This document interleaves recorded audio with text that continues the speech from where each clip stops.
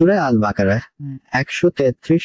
তোমরা কি উপস্থিত ছিলে যখন ইয়াকুবের মৃত্যু নিকটবর্তী হয়, যখন শেষ সন্তানদের বলল, আমার পর তোমরা কার ইবাদত করবে? তারা বলল, আমরা তোমার পিতৃপুরুষ ইব্রাহিম, ইসমাইল ও ইসহাকের উপাস্যের ইবাদত করব।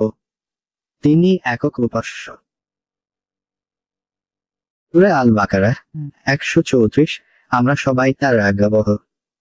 তারা ছিল এক সম্প্রদায় যারা গত হয়ে গেছে, তারা যা করেছে। সূরা আল বাকারা 136।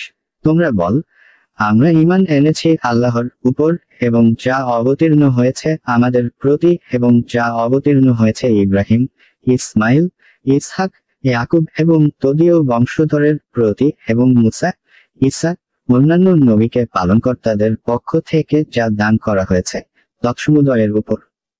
আমরা তাদের মধ্যে পার্থক্য করি না, আমরা তারই আনুগত্যকারী।